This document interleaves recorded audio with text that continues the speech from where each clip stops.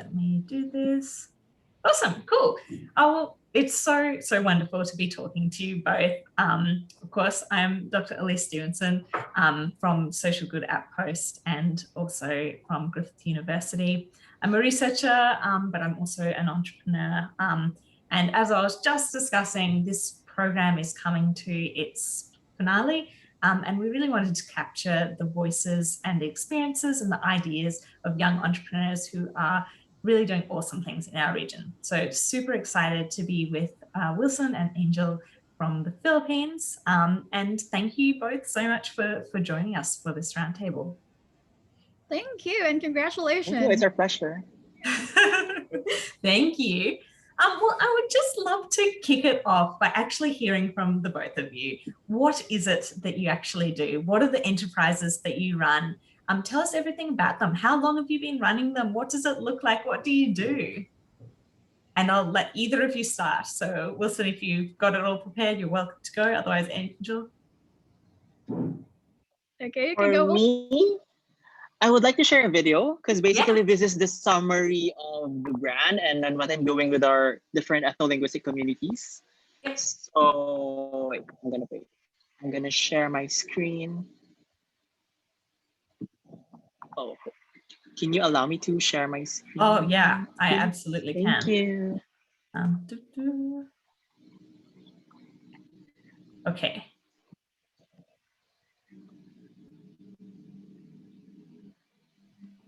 Can you try it now? Share screen. Here.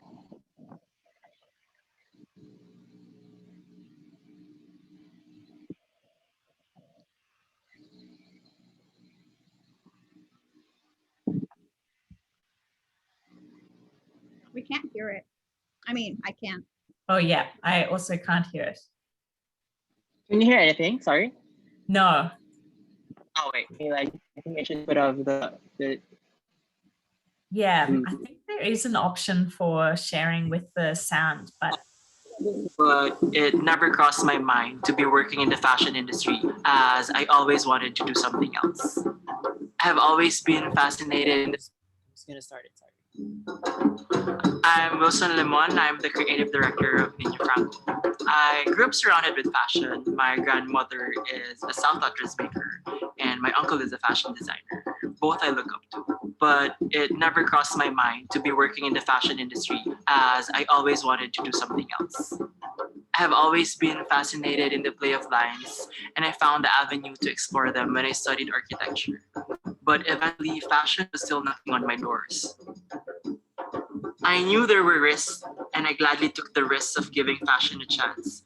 It was a love affair I could not resist, but it felt good. And I took the first step when I entered and learned from the Fashion Institute of Design and Arts.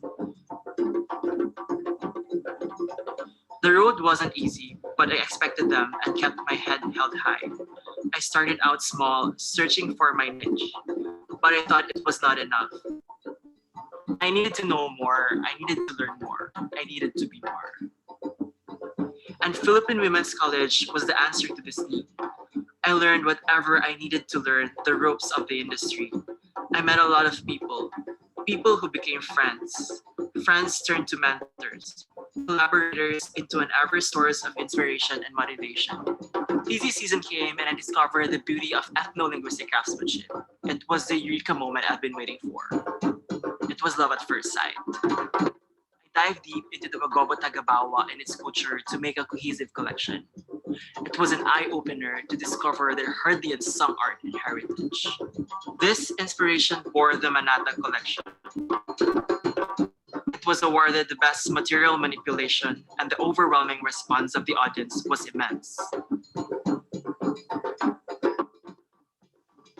The brand I will be building was for this dying culture and its struggling people. But reality struck me hard as I needed to seed money to pursue this passion. I knew it would be difficult, but I marched on. I tried to apply for a corporate job in a fashion brand and thought of juggling along my own. But I was shut off with the reasons of conflict of interest. And so I relied on myself and my vision. I competed in different fashion editions. I never got the chance to win any until I was encouraged to join Stellar, and made this an avenue to once again test the waters of my passion.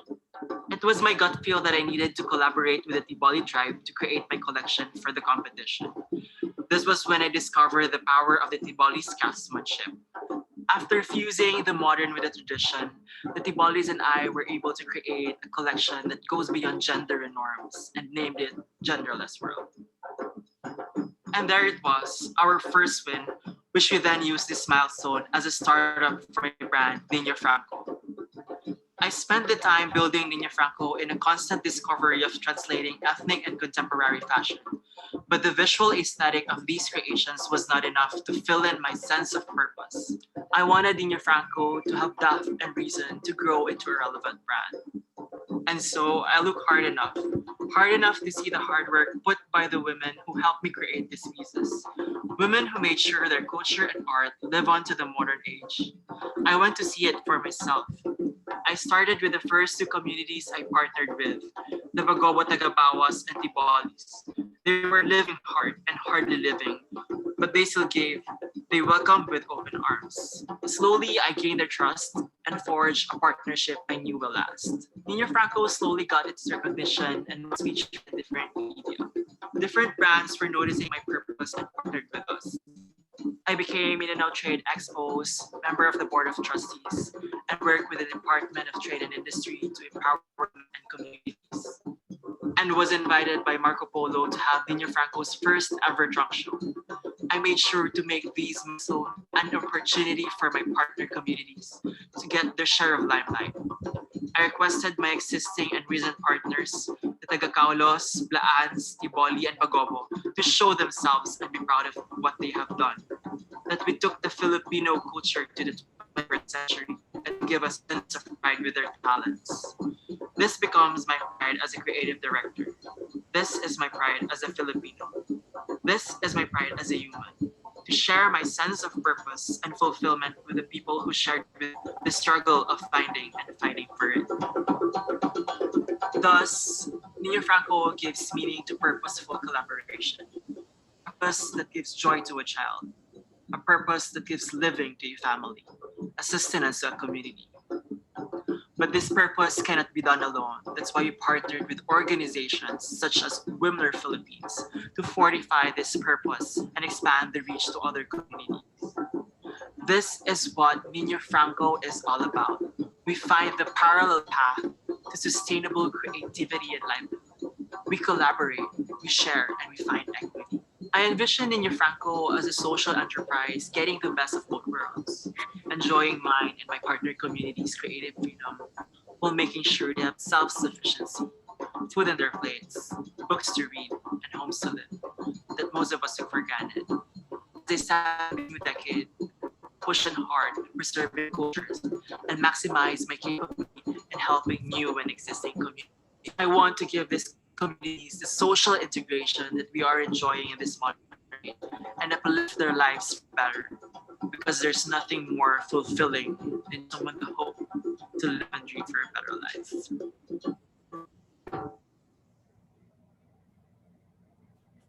That was awesome. So cool to see more about what you do, Wilson, and NIñOFRANCO. There. So yes, thank you so much. So that's basically the summary of our brand. So it was born when I was working on my thesis in college. I'm not really expecting to put up a brand after graduating, because what I wanted is I want to apply for a retail company because I want to know more. I want to know the in and outs of the industry, and I want to have that experience. But then I have already the existing brand, and maybe thought of it's a conflict of interest. So then I thought of like working on my own, saving up, and then there I was able to put up my small brand. So we focus on working with women artisans because I'm born and raised here in Davao City, but it's a shame that I don't know anything about our culture, not until I was working on my thesis. So when I saw it, I was deeply inspired that these are still being done. And these are beautiful craftsmanship, and this shouldn't be hidden in the mountains. Like, we should showcase it to the world. So that's what made NIñOFRANCO unique maybe because we've been helping different women artisans, we've been helping communities with a modern take because what they do is leaning more on the traditional clothing, and that's why we want them to sustain it. We want them to prolong or to preserve the culture. So I think that injecting contemporary style would help them preserve their culture. Yeah, completely. And I really love that. I love, and something that I see and have seen so much over the past few years of running these events has been the focus on social enterprise and that real desire, I think, for kind of next generation enterprises to be deeply connected to community and to be pioneering that kind of path. And, if you don't mind me asking, how long have you been establishing the brand, or when exactly did you establish? When was your grad? I started year 2014. That was when my thesis, working on my thesis. But that's awesome. I just, well, formally, like with all the papers, year 2018. Yeah. Formalized league. I see. Okay. Okay. Year 2018, but I started year 2014. Yeah. That's really, really cool. And it's always part of the process to get all of the people in that you need to take it to that next level and really step it up too.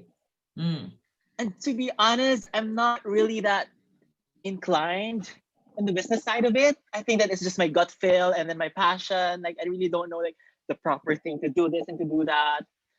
It's very like just candid.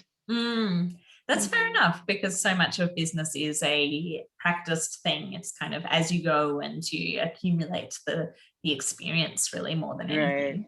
Yeah. Right. Angel, what about yourself? I mean, tell me a little bit about your business and how long have you been running it? What do you do? And I know that you're very entrepreneurial and active, but love a summary. Yeah, I don't have an exquisite video. It was an amazing video. Yes, I will give you that. We're not all fashion designers though either. So I really, how I started, it's called Phenomenal Filipina. We started as a menstrual cup online selling thing. Plus, because I was really into women empowerment back then. I was like, a woman in STEM. I was working as a construction engineer, but I really didn't like the work. I've always known that I don't want to do that, even when I was studying. But like in the Philippines, it gotta be, or maybe Asia in general. I don't know. I can't speak for everybody else's culture. You gotta be an engineer, a doctor, a lawyer. Yeah, that cuts across. Yep. So, but I really don't want to do a 9-to-5. Yeah. I didn't want to do business, but I knew I didn't want to go like the 9-to-5 route. I didn't like construction. I didn't like the jacket, the boots. Like I hated everything about it. So I was like, I really like women empowerment. This is something I can capitalize. I don't know anything about business, but it was okay. We call it Phenomenal Filipina. The brand stuck in a way that when people hear it, they think of me, but it wasn't as profitable as I wanted it to be. So I was unemployed and I was like, what else can I monetize from? And I've always been a writer. And I've always loved sales. I mean, I've always been a speaker in general. So those are things that I thought like, okay, this, there's a market for this. So I took the brand Phenomenal Filipina, but made it into a copywriting and sales online company for 6-figure business coaches. Because at that point, I was also already running an ASEAN incubator, tech and business incubator. We were running live events as well. But I thought, like if I'm teaching people how to do business, I should have my own. So that's really just about it. It's not about the passion. It's more, I really just don't want to do 9-to-5. And yeah, it's I've started in 2018, so about 2 years now. Yeah, that's very, very cool. And I think, I can certainly empathize, with that. I think one of the things I was most scared of on finishing my degree was the 9-to-5. And hence why, my sister and I co-founded Social Good Outpost as a creative and designs and communications company out of that desire to really see, well, what other alternatives were there out there.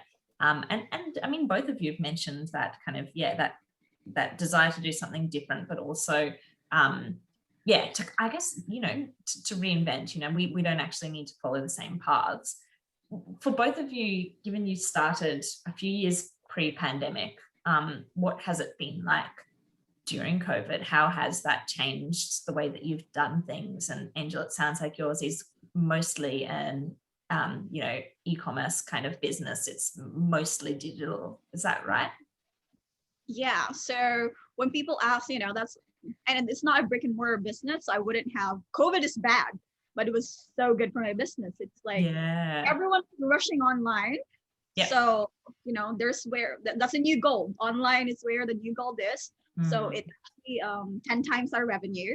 Wow, that's awesome. So yeah, it wasn't, I still hate COVID, but it wasn't as bad for business. Yeah. That makes sense. Right skill set at the right time. Mm-hmm. Yeah. What about yourself, Wilson? How have you found it? Because I imagine that being involved in the fashion industry and, there's a lot of logistical things, and you're also working with women who, are in different circumstances, and they have their own lives and livelihoods, and, there's safety there too. Right. So what's it been like? In a non-essential industry, it's been really challenging for us because before the pandemic happened, we were busy joining trade shows because that's where we really get a chunk of our sales. So we had a lot of stocks ready to be embroidered, but we weren't able to send it to our partner communities because 80% of our sales have dropped since the executive community quarantine period. So it's been really challenging. Like, how can we sustain our partner communities if you can even sustain the business? So it's been really challenging for us, but of course, we have a lot of solutions. We're still optimistic, and we have their supportive clients. That's why I'm really thankful that we can still operate up to now. I see. Yeah. Okay. That's really interesting. And when you talk about, like, I guess prior, trade shows being really important. I'm also gathering that the bulk of your clients are department stores or retail. Most of our clients are from retail, but we have some clothes for consignments also in a resort here in Davao City. It's been really doing good. But then when the pandemic happened, like, of course, the tourism industry is also badly hit. So we don't get any sales from there. Of course. And with like international trade being impacted, has that influenced you at all too? Because we joined 2 trade shows in the metro. It's Manila Fame. So there's a lot of international clients from there. And we also get some of our clients from Manila Fame. And the Filipina is the other one, which is also in Manila. And like, we get our sales for 1 month. We get it like in 3 days during the trade show. Oh, wow. So it's really a big opportunity for us to sell. That's where we communicate with the clients. They would see our piece and try on it. And now that happens. So it's really been hard for us. Yeah, completely. Have there been any, ways to replace that, or is it truly that you need to go back to that in-person trade mechanism? Well, but before we joined trade shows, we've been selling online through Instagram. But then last year, we just started our website, which I'm thankful for the U.S. Embassy in the Philippines, because it's actually a grant funded by the U.S. Embassy. So we got a grant to fund our website. So we were able to tap some untapped clients. Yep. We had a lot of shipments abroad, and it's an easier way for them to sell because it's already there. They're just going to browse on it. Whereas on Instagram, like, we have to reply when they ask us questions. We have to really revert right away. So having the website is really convenient, and I think it's the best solution for now. Yeah, that makes a lot of sense, because that is, there's so many elements that go into a business, but social media is so instant that in some ways it doesn't give businesses enough time to deal with the consequences of that immediacy. Yeah, right. Okay. And for both of you, kind of looking at the tools that you've used to adapt during this time, obviously it's looked different for both of you, but how have you managed to get through during this time? You know, whether it's networks that you've had to lean on, extra support, have there been any funding opportunities, or, you know, what's helped you? Yeah, for me, and sorry, Wilson. go, Angel. Okay, Go. for me, it's just really mostly social media. So, and knowing that you have to act fast, because when you know, the whole madness was happening like a year ago, people could have a lot of people have froze, and knowing that when you're a businesswoman and you have staff leaning on you, like their lives and like their livelihoods and their families are leaning on you, you can't just freeze, you know. So knowing where to actually act, and knowing an opportunity, and you know, pursuing that opportunity is like maybe a gut feeling too. One of the ways that we've adapted. Social media, always learning, always evolving, always, like that's like nonstop. So yeah, those are two things. And definitely networks is like, you know, they always say that your network is your net worth. So your clients, referrals, and making sure that you have quality relationships with the people, with your people online and offline, is like a key to business, whether there's a pandemic or not.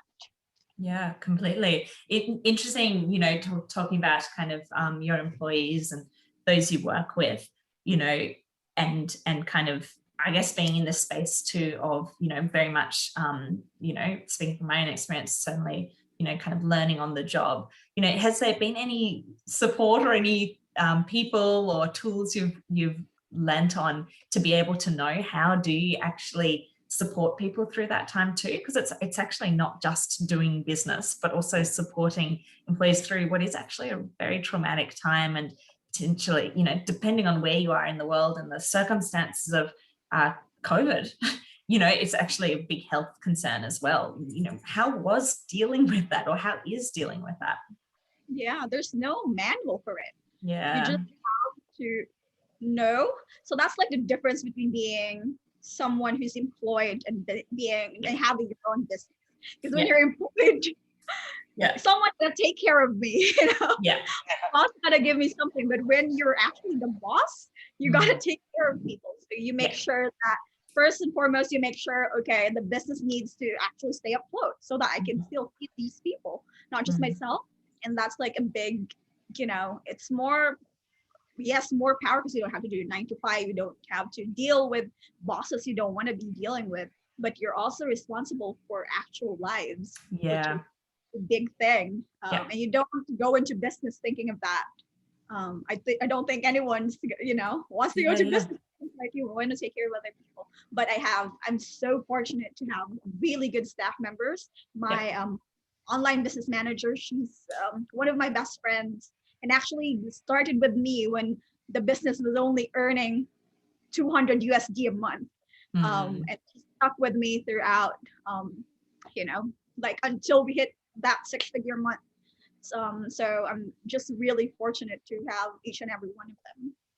That's so awesome and so empowering to hear just how much you've been able to actually still grow. And yeah, the quality of relationships, the quality of people as being just integral, particularly in times when you do have to work much more digitally, and, you know, trusting that the people whom you work with, you know, can do that, and that they have the support. What about you, Wilson? What kind of tools or techniques, or what's been useful for you during this time to kind of get through it? Well, in my case, it's all about innovation.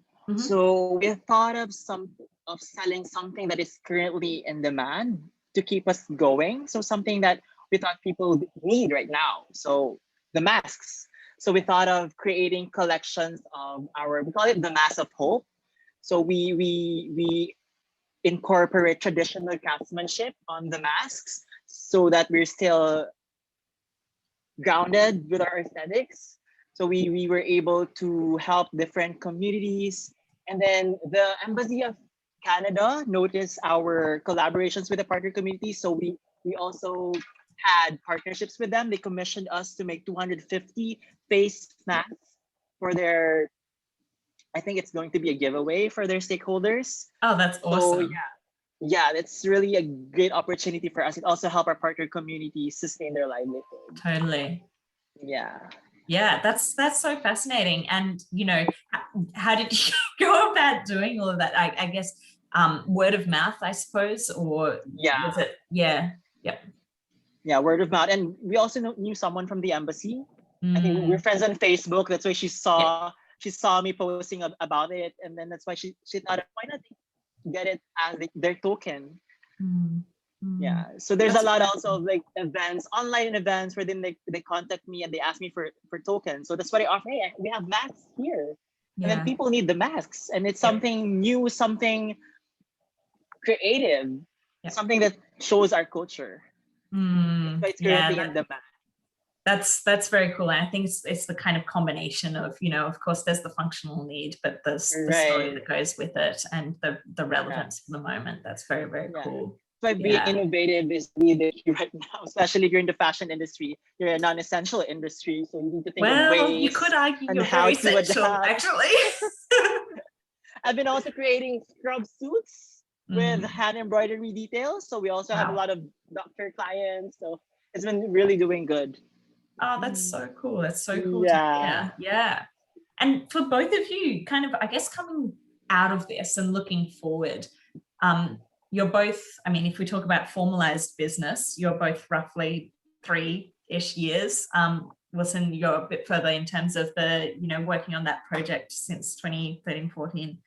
But, you know, looking ahead, evidently, you're going to both have requirements in terms of, presumably, if you want to grow the businesses and what that looks like going forwards. What are your biggest anticipated challenges and opportunities? What are you seeing on the horizon that could potentially be areas needing support, or alternatively areas where you think that you're hopeful that you'll gain the most traction, I suppose? To me, it's not. It's both a challenge and opportunity. Actually, that it's, you know, I'm in an ever evolving, very fast changing industry. So that will be a challenge, but also an opportunity to, again, you know, take the opportunity, like look it in the eye and say, like, okay, let's go. But also a very practical side. I'm actually in papers employed in the Philippines. Well, I'm still employed, but I just like quit my job. I have another job, but that's like another story. But I'm employed as a senior genetic engineer for a firm that, although I do help with their marketing, that's about it. Just because business papers in the Philippines, especially when it's online, is a pain. And like there's like even like getting bank loans, visas, all the stuff I can't do if even if the business is doing really well, we have all the fixes needed, the papers is just something I don't want to deal with. So like all our revenue actually is going through an engineering firm. When coming out, the taxes are coming out as me being an engineer and not a business person. Yeah, there you go. That's such a major, like such a good workaround solution that you've enabled, but completely, it's so accurate. The barrier also that is presenting in terms of, I mean, we've just finished doing a lot of work in Laos and similarly in Australia, the ability of women, for instance, to get a bank loan, let alone a businesswoman, you know, there's kind of layer upon layer of issue there. And particularly if you're looking at young people who are getting to the age where they want to buy their own home or start their own family or whatever that looks like, that's actually a major hurdle. Do you see, what do you see as kind of the long-term solution going out of that? Is it that,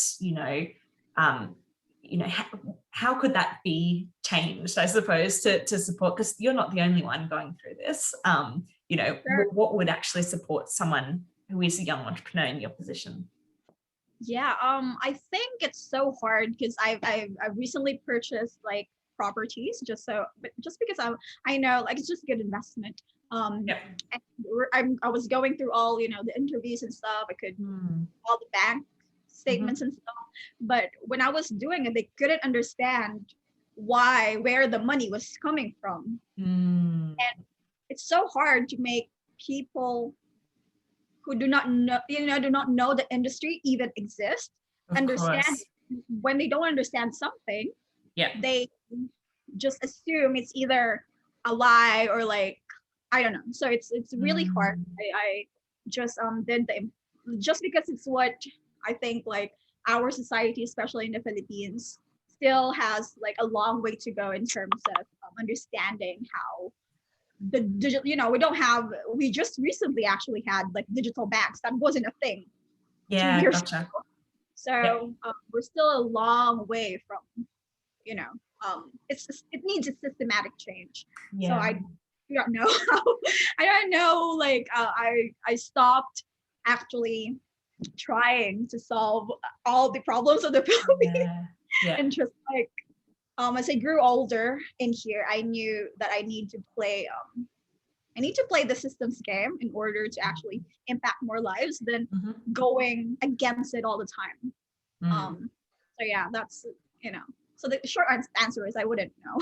Yeah, no, that's completely valid, and I think that that's also a reality of trying to make systems fit you rather than trying to change the system, just given the bigger factors that are at force and the inability.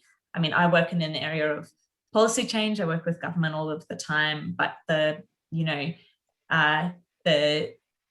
pathway to change is very slow and it can be really held up, and it's not always responsive to the times.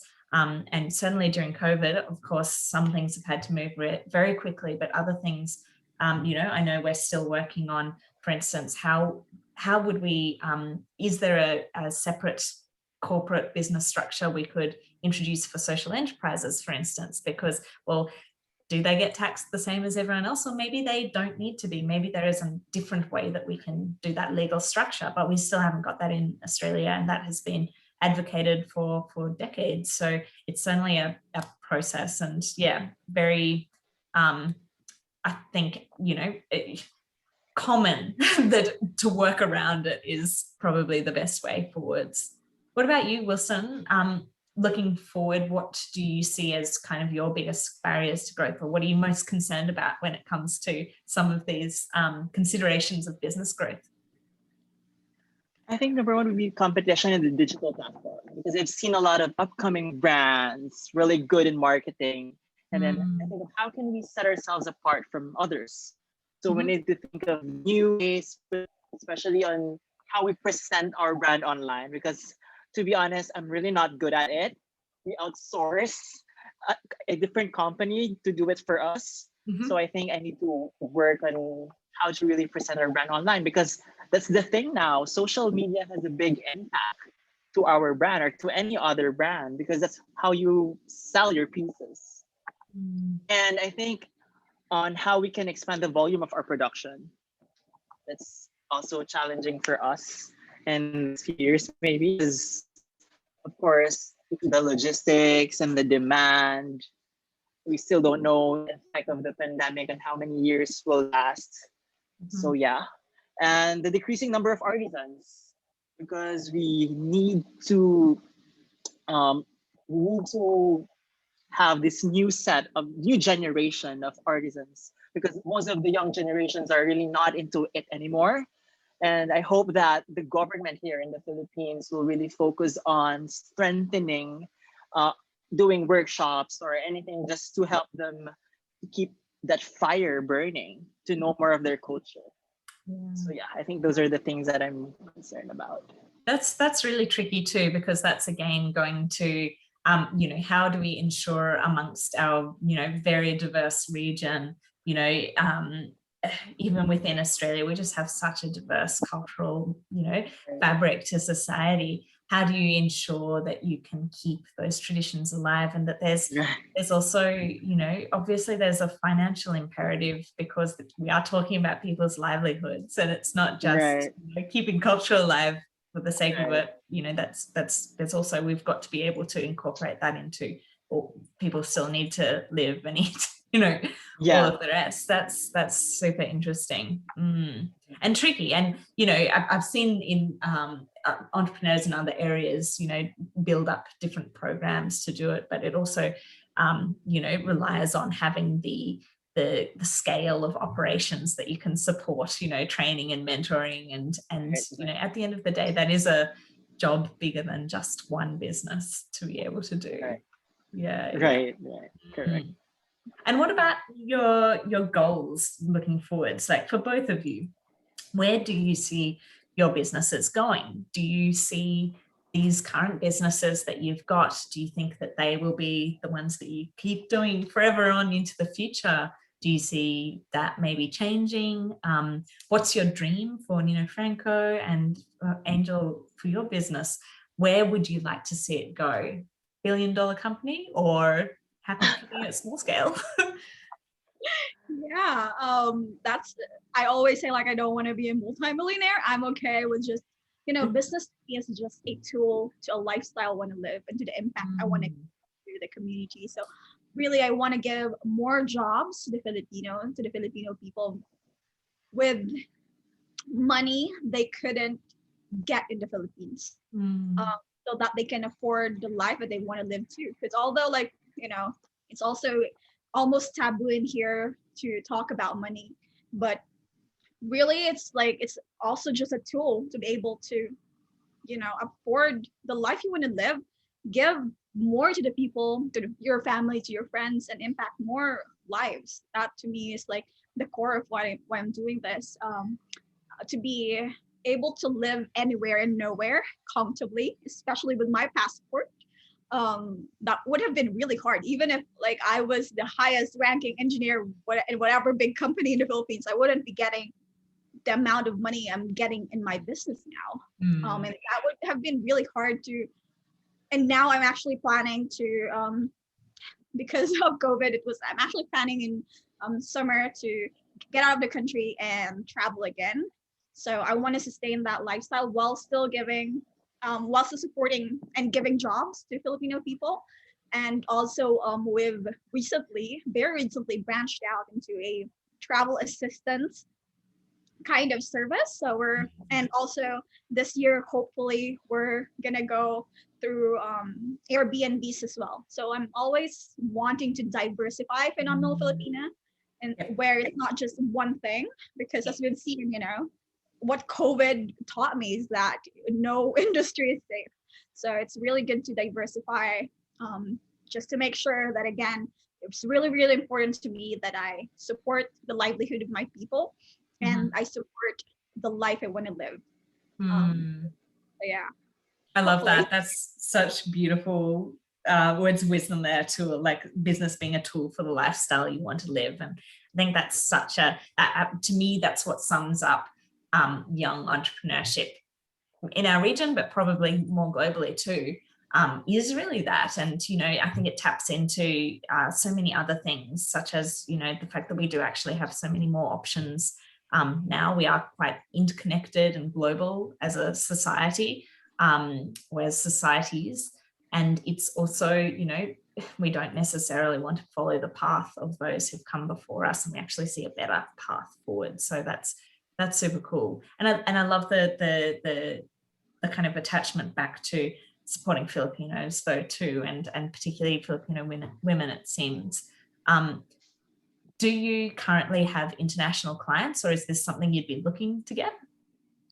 I actually only have international clients. There you go. Okay. The first client was actually Australian, so their business goes. Oh, that's amazing. Yeah. I have clients all over the world, Americans, British people from Oman, because I realized that I don't want to, I'm in the high ticket zone kind of, because like I realized I'm not for everyone. That's the motto of our business. We just serve people who actually also want to go all in and have impact. So if I charge higher, I wouldn't need 100 clients to be able to do what I want to do. So, and local business people, like, how am I going to charge, $1,000 for a service, and if they're only doing $1,000 too in like Philippines? So, I opted into just branching out into international clients. But all of my all the people that work for me are Filipinos, and they're actually all women. So that's one of the missions of Phenomenal Filipina back when it was a menstrual cup business, is that we only employ Filipino women. We actually have men, but mostly it's like we have one boy who's so talented, and I was like, and even my OBM was like, do you still want to, I was thinking of, we were thinking of, because again, my clients are international, and just taking out the Filipina in the brand's name, because one of the challenges is that I was also, at the very beginning, I also had to fight. I felt like I had to prove myself, because a lot in the digital space, Filipinos traditionally are only paid, like, they outsource the Philippines because we're paid like really low rates. So that, like, the first year, that was actually one of the challenges I needed to really walk forwards, because like, I am a woman, I was super young, and I'm Filipino. There was a, it was a matter of like taking that out of the brand's name, just so I'd have like, more, like, there's no bias between, and they wouldn't expect low prices from me. But then I thought, like, no, I'm a Filipina, and I will charge whatever I want to charge, and I don't have to keep on trying to prove myself. So that was a mindset block, but also that was a block I feel like I have, like, because my clients now don't really think of that. I just thought that they thought of that. So there's a lot of mindset. Business is also like a mindset game 50% of the time. So one of those challenges, and now that's that's about it. That's fascinating, and I love that too, because that's exactly it. You kind of, as a business owner, you have the power to set the bar and to set whom you are. And also something that I think that is one of the lures of entrepreneurship is that you can say, you know what, I am actually worth this amount. That's it, end of story. Whereas when you are an employee, you have to toe the line. There is a limit to what you can say and all the rest, what you can charge. That's so true. That's like one of the things that I was like so annoyed when I was like employed, because there are times when the security guard won't let me in because like I'm showing something, like it's nothing like super, like revealing. It was just like maybe like something like this wouldn't. It's just like, and I was just like, no, you're not letting me in my office because of that. So I was like, I want my business again to support the lifestyle one, where I can do whatever I want, wear whatever I want, as long as it's, professionalism in the corporate world is different than what professionalism is to me as a business owner. And I want, again, to impact more lives as well, and to empower the women in the Philippines to, be who you are, like show up in your tank top, as long as we're getting things done on time, gracefully, with integrity. Like that's like what professionalism is to me. Completely. I love it. That's super, super cool, and very inspiring. And I'm sure, 100% sure, that you're already inspiring so many others to kind of dream bigger for themselves and pioneer this path, because it's challenging at times and nerve-wracking, but you really do take that on, and you do completely embody all of that professionalism and competence and setting the bar for yourself. So that's super admirable. Wilson, what about for you? What's your dream for your label? Where do you see yourself going for the company? What would you love to see happen? Well, for NIñOFRANCO, we would love to help more artisans, not just here in Mindanao, but all throughout the Philippines. That's why we explore on other products. I don't want to stick with fashion, with just clothing. I just started my home accessory line. And then eventually, hopefully, we'll be able to launch our furniture line. So we want to Oh, cool. empower women by giving them the chance to earn and provide the basic needs of their family. That's why I think we have to keep on innovating. And for now, we focus on export because there is no demand, or here in the Philippines, it's really different when we sell abroad. So I think it's export. That's really we want to focus on right now. So we want to join trade shows internationally because I think there's already a trade show happening in the US in October, and I don't think it'll happen in the Philippines soon. So it's a great opportunity for us to be seen on an international platform and to know more of our stories. So it's a great opportunity for us to narrate or to show what NIñOFRANCO is all about and what are the causes that we've been doing and who are our partner communities, the story of our artisans. And yeah. Oh, that's super cool, and so cool to hear, you know, going down home accessory line and also furniture too, because that's hopefully since you've got the expertise in beautiful fabric design and the rest, and it's so really, really exciting actually. That's really awesome. I guess my kind of final question would be then around, you know, what support you'd like to see going forwards. You know, would it be for each of you, you know, are there specific things that would just elevate what you do to the next level? Would it be resourcing, mentoring, specific programs, research? What would you be looking for? The dream state? I think for me, it would be support on funding or any financial grant, because even though we have those research and stuff, so how can we actualize the research? So we need the funding, especially on our case, since we were working with artisans, they need to get paid. We need to work on something that is really like an output based product. That's why if we get a chance to join any financial grant and any competition, I think that would really best help our company. Yeah, cool. Okay, awesome. Very important resourcing. What about yourself, Angel? Looking back, pre-pandemic, actually what really gave me an idea to start a business is the exchange programs that I went to. Not because it really teaches you open-mindedness into like people's cultures, networks, like this is where you meet the people you need to be meeting, but also the ideas that you get, you know, there's just one session probably that could spark that idea. Right. When I was in YCLA, actually, that's when we studied about startups and innovation, things that were never taught in the Philippines. I never knew that these existed. And also going to these countries, you could see how other people live. And that could really open your mind to so many things that you could do for yourself, for your people, that you just like, no matter how hard you try in your home country, in your hometown, you would just never have, you know, that environment to be able to scale whatever, or even think of like just one idea. So I really love those kind of events. I always try to go. That's awesome. But like, it's so hard. I know it's like hard now, and virtual events just doesn't cut it. Like, it's just not. No, it doesn't.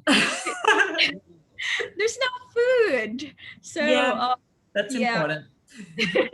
So that's like one thing I would really, really love for especially with Australia, because the one we went to in Japan was one of the first few. I think they're really pushing for ASEAN, Australian, that region, in the Pacific region, which is super cool because we're really near geographically. But Philippines is more, I wouldn't say connected, but like in that terms to the US, which is like so far away. Yes, but that's so true. Common to you guys, and I think we could, like, you know, Pacific Islands. So there's like a lot of common ground there, and I'm so excited for the future youth. Like, because I think I'm getting old. I would get old for that to happen, but I'm so excited for the youths of our countries to actually do it again. Yeah. The mentorship also is already there, and the networks that you need to be meeting, and it would, and meeting like meeting face to face just like has that impact of like what a quality relationship should look like, because like that's different than just, you know, emailing or Zoom meetings, although it's good, but it's not the same thing. That's it. Yeah, completely. I mean, yeah, having been on plenty of those programs too, you're absolutely right. And it's exactly why, you know, I'm doing this work now with the Australia-ASEAN Council, who is, you know, brilliantly been able to fund these workshops and this series of programs over the past few years. And it really is because, you know, we see Australia needs to be more engaged in the region. We really want to be more engaged with the region, and vice versa. I mean, you know, this is our home, and, you know, we really see so much potential in working together. So it's very cool to see where the potential is going forwards. Would either of you do business in Australia? Or I suppose, Angel, one of your first clients was Australian. Any plans to come to Australia in the future? Definitely, we would love to visit Australia. Actually, Australia is on the list. Amazing. So We'd like to hear. I was actually in Australia for a business trip with that same client in Queensland, in Burleigh State. Amazing. Burleigh Heads. It was Burleigh Heads. Burleigh something. Yeah, really cool. I you know, because Australia is like a very beautiful country, at par with the Philippines. Like I was actually there. I was like, oh my god, like I can't believe I'm saying, like, you know, there might be a country that isn't so yeah, definitely looking forward to going back. Oh, that's so awesome. That's so awesome. I'll stop the recording here. This has been just so incredible to talk with you both, and thank you for your time.